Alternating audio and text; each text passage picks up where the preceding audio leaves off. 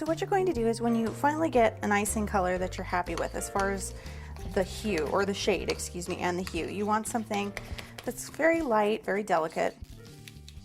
And then we're going to go ahead and add some ivory to it. And you need to not be afraid because it takes a little more than you'd think to really change it, but we'll start with that amount. And you'll notice how it immediately starts to tone down the icing. It gives you this very kind of faded, aged purple.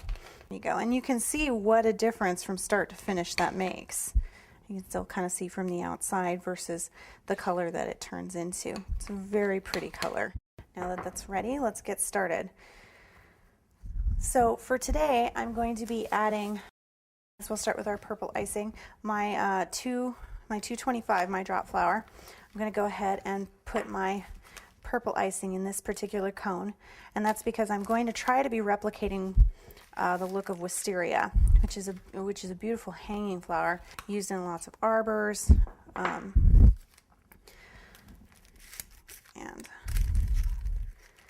it's just a really pretty flower to use for these cupcakes. Anyway, so I'm trying to kind of pinch off the end, and I always overfill my bags. Cut the end off.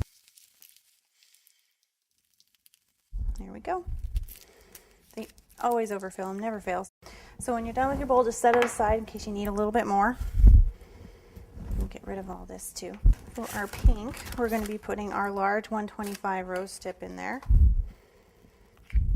Now if you want to variegate any of these, add a little white, add a little ivory, however you want to do it, you can absolutely feel free, and this would be the time to do it. Just for the sake of the demo today, I'm just trying to keep it just like we did it for her wedding, which was very simple, more solid colors.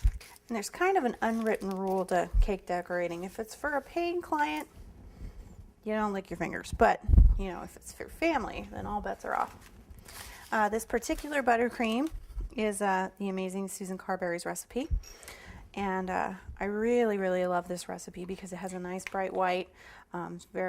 It's got a great consistency to work with, and you can actually find the recipe for this in Buttercream A to Z.